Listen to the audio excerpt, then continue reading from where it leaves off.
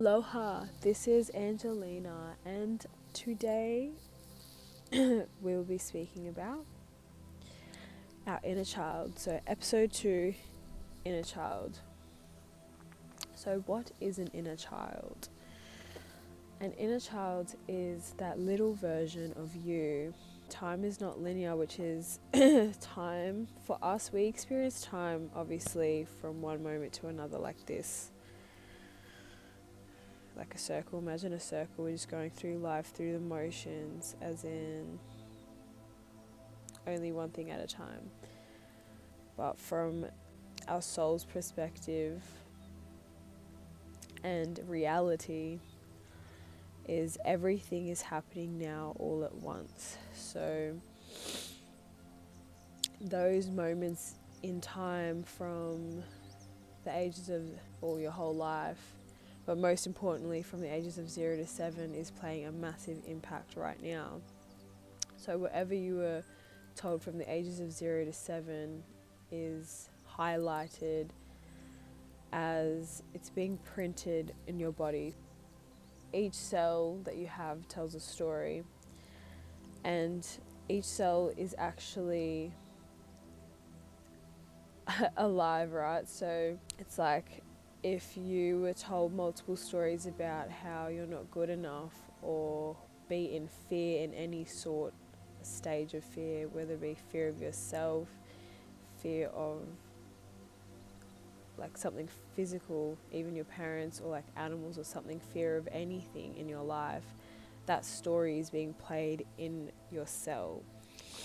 So you're constantly telling your cells that you're fearful of something, or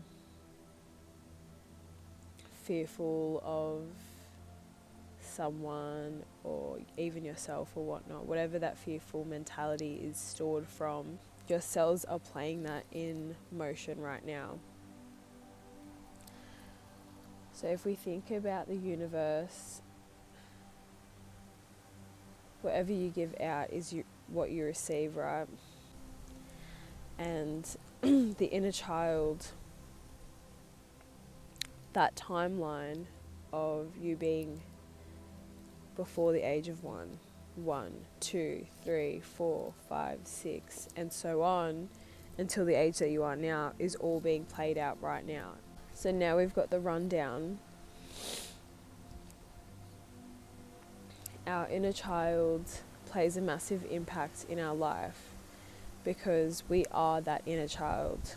If we were to never change from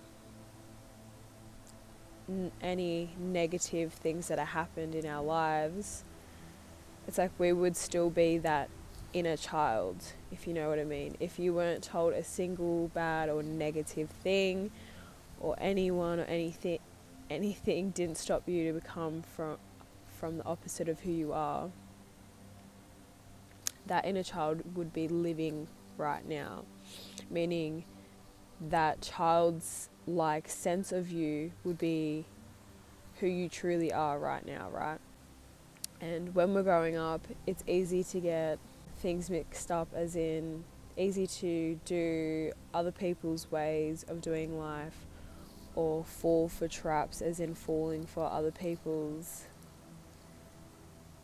games and how they want to play life, and listen to your parents and listen to everyone else externally instead of listening to yourself. All those different versions of you are in fear right now. So that's what's being played out in your existence right now. Every single version of you that you have not accepted and integrated as a whole. You could even say that inner child is trapped in a sense, because our real selves is that inner child trying to express and be free. And we can come to an agreement that not everyone feels free, because if we were feeling free, then we would all just be doing what we want to do and say what we want to say and express ourselves the way we want to express ourselves, without having any judgment in forms towards ourselves or others as well.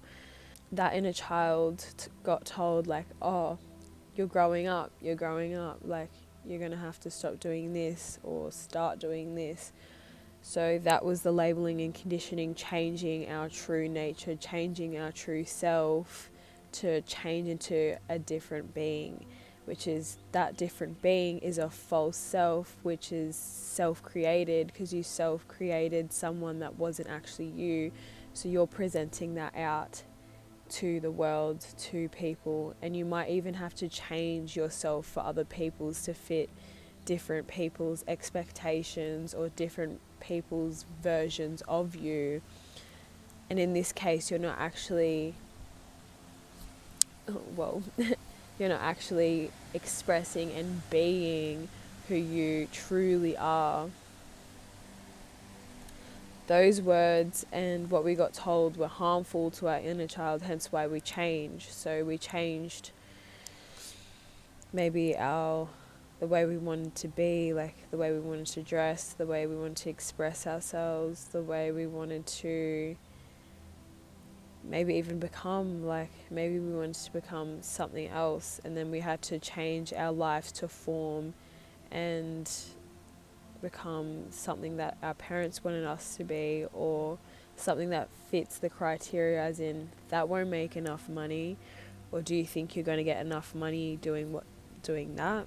And that's a big constraint that you might have had growing up, like that you won't get enough money for that or whatnot. And it's like, in this realm that we're in, which is on earth right now, everything is made up of love, and there's nothing besides love. But due to reacting out of love, or like if we think about anger or being violent, there's only comes to a time where we have to behave like, we might have to behave like that, or that actually happens in our life, is because we felt misunderstood from love. So we might not have felt love, that's why we're reacting out of anger, or someone hurt us and we didn't feel love at that time, hence why we might feel like we have to react in that way. So coming to the agreement that everything is love and love only exists changes the whole game. It changes the way we look at reality, it changes the way we feel. Now, inner child plays a massive part of this. So every time something was told to you that was outside of you, who you truly are, they were potentially energetic blocks. So if we think about this hair tie being you, and then every time there was an energetic block, it blocked off a part of you, and it just kept blocking and it kept blocking off until it was completely blocked. So this is you and this is my hand, is the energy blockage, and that's what it's come to. So if you feel depressed or sad or anything, it's just this barrier over your heart is just being in a blockage right now. And it's like every time you accept a part of you, every time you realize your worth, every time you remember who you are infinite and eternal. Every time you do some shadow work, which is like healing the parts of you, which is realizing what made you feel in a sense that is not who you truly are, and you're able to heal from that. So every time you do something like that, or just think positive thoughts, you're letting the true you out. And for some, obviously, it'll be really hard due to a lot of things happening into your life or whatnot. But that's how you set your inner child free, set yourself free in a sense. Because when we grow up, And we create those barriers of yourself, and you create those false selves, which is energy. Everything is energy. So when you create a false version of yourself for your mum, for your friends, for your dad, for someone else, maybe even your partner, and then you come home to yourself and you realize, or you have the feeling of, I'm not doing good enough, or I don't feel good enough, or something that is against who you truly are, which is unconditional love, which is literally perfection, because everyone's perfect in their own ways, perfectly imperfect by design. It's like you're coming home to yourself and you have all these expectations of presenting a different false self. You feel that energy, which is you're putting a condition towards yourself. That's why you're feeling like you're not good enough in that sense. Another example I can give is, so I don't feel good enough. This is an example, as in it doesn't exist, but I'm presenting it to you as in me. So if I was to not feel good enough for someone that I knew, it would be a reflection of myself, because I don't feel good enough in general, hence why I'm having those thoughts, I'm not good enough for this person. But because it's all to do with energy, it would be something to do with your past, and you won't be able to find that out unless you're alone and you're all in your own energies, because then you're figuring out what energies are yours and what energies are not yours. So then maybe that feeling, those thoughts are actually coming from someone else as well. So until you're alone, you won't actually know the real meaning to why you're thinking those thoughts.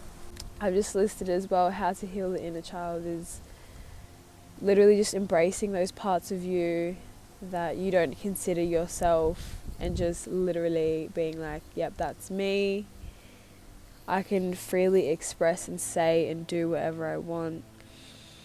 And even just doing the things you like to do as you were a kid. So if you liked drawing or colouring, skating, running, literally running into a field and screaming, like literally anything that makes your inner child be like, meditation's good. So focusing on the little you, giving your little you hugs, and like imagining and picturing that inner child, that inner you actually healing over each session of a meditation, and knowing that you won't be able to heal all in one hit, but majority, if not all of our trauma is leading up to the ages of 0 to 7. So all of that pain, essentially, of you not accepting of who you truly are, is from the ages of 0 to 7. But there might be other attributes, as in other timelines, other memories that have happened recently, or something that you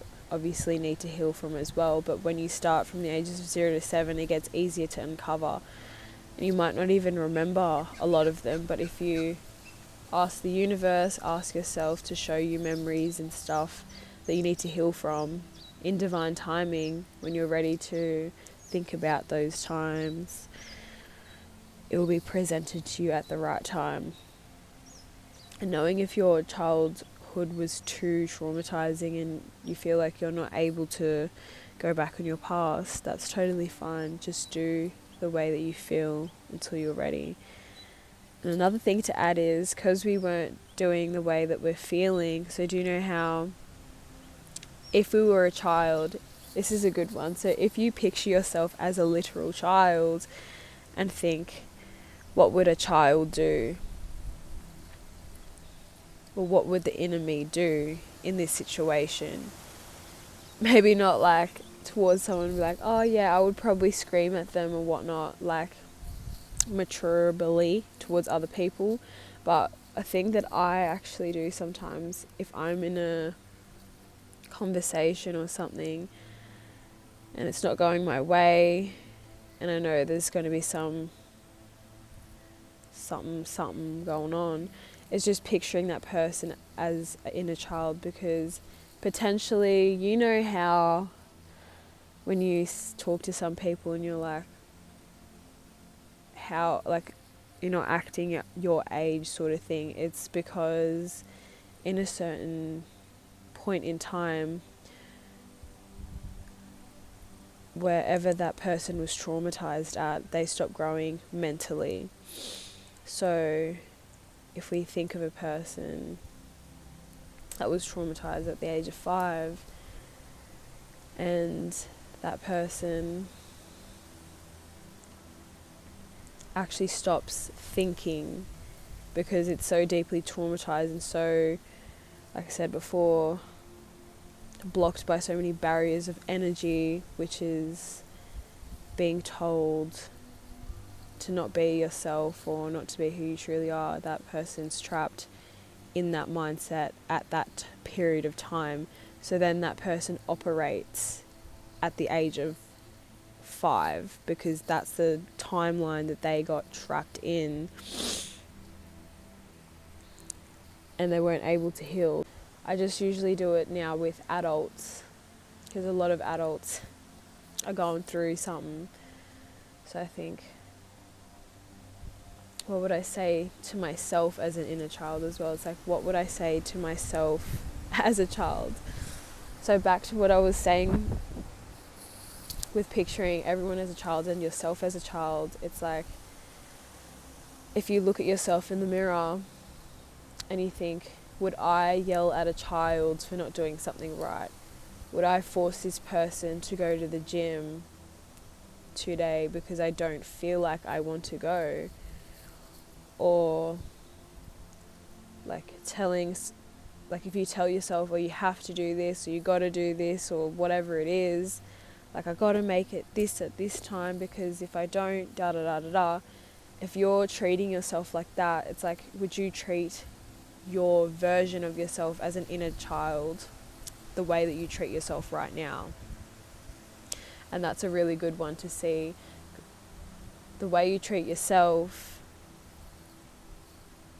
is what you get back. Like I said, with what you give out is what you receive. So if you're always giving yourself all these extra problems or not talking to yourself in the way that you want to be talked to, it's like you're receiving that from the universe, and also your inner child and your body and your cells are just absorbing everything in, and how you're saying it towards yourself, that energy, that frequency. So it's like, if I'm shouting myself at anger, that anger is going to be presented to me throughout my life, and my body's going to feel that anger. So that's going to develop in health problems or something as well throughout the future. Overall, our inner child plays a massive role in our lives, and if we don't care for our inner child and potentially eventually set that inner child free to be, because that is who you truly are, that fun loving, exciting, and that fun mentality, but also balancing it with the version of you now and setting that part of you free, you'll come to a whole balance and actually just be yourself in throughout every single thing in your life, and you won't be stressed about what others think about you, say about you, or you won't even be worried about the external, what's happening externally, because at the end of the day, everything is within. So this concludes my inner child video. I hope that it has helped you to gain a better understanding about what the inner child is, how we can help the inner child, and yeah, love and light. Hope you have a lovely time wherever you are. Thanks for listening.